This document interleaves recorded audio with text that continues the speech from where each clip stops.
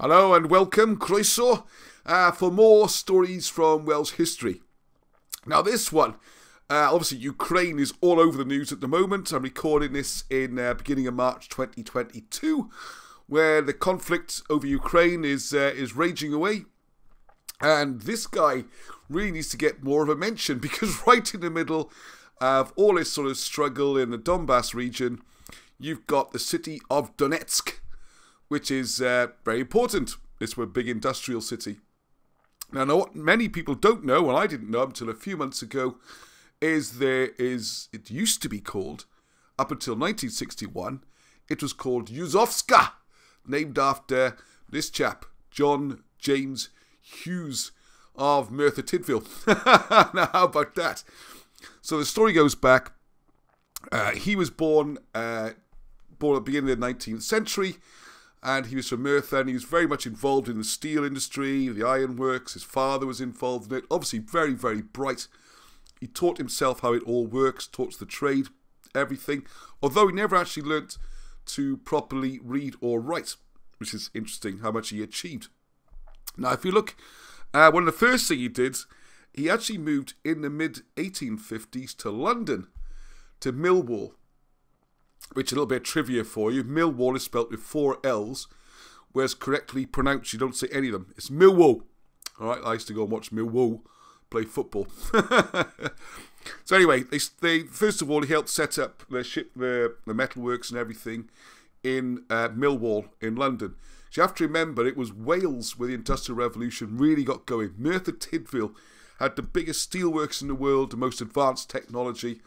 And then the brains, the technology, was being exported. So first of all, went over to London, to Millwall, and one of the projects they did there was that in those days the ships are made of wood. And one of the first things they did was cladding the Royal Navy ships, make them harder to sink, obviously, from cannonballs or shells. Things were getting more and more sophisticated. And this went extremely well, internationally recognised as a brilliant piece of work. So the Russians, this shows you how mad world politics is, because the 1850s, not long before then, we'd had the Crimean War, where Britain with its allies France and the Ottoman Empire, so Turkey, had been fighting a war over the Crimean Peninsula, which juts into the Black Sea, and which the West notionally won. And then within 10 years, they're doing business deals with the Russians in Ukraine. Weird kind of echoes of what's going on here after Crimea 2014, and here we are. And here we are now with Ukraine. Okay, so I'm just going to, in case you're wondering where these stories come from, it is true, Governor. Here we go. So we go, a quick look on Wikipedia. You can see John James Hughes. There he is, photograph. Hopefully it looks at least a bit like the drawing of him I did, the painting. And you can see here, this is not secret. Again, it's one of these things just slowly being forgotten.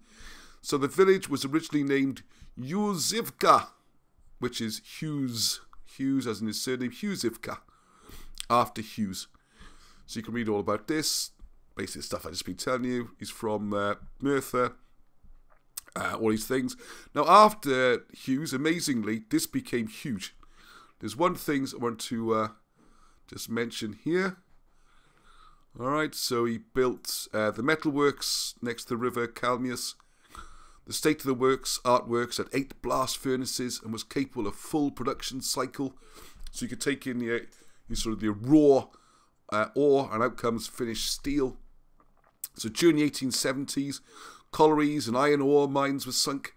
Brickworks, other facilities were established to make the isolated works a self-sufficient industrial complex.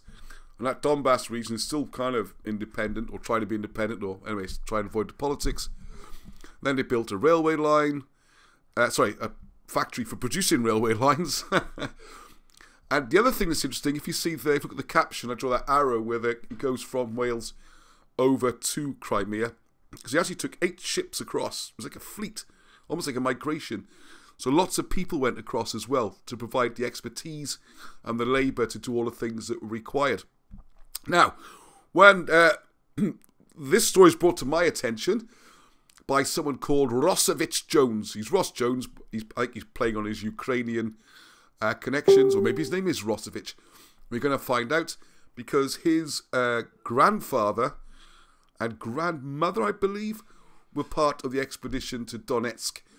And what you'll find when it came up to the 1917 and World War I and all this kind of stuff, because before then, I say here, I mean, it was producing 3/4 of Russians' iron by 1913. But after that, then, of course, the revolution came. These Welsh people came back from Ukraine to Wales. So there's this link between Ukraine, and Wales. And then just to see what happened in more recent times, hopefully not trying to be too controversial here, but in March 2014, it's an amusing story we should look at.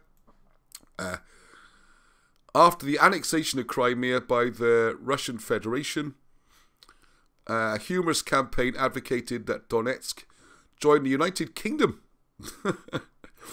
So all the way over there, part of the United Kingdom, not United Nations, United Kingdom, because of the city's connections to Hughes.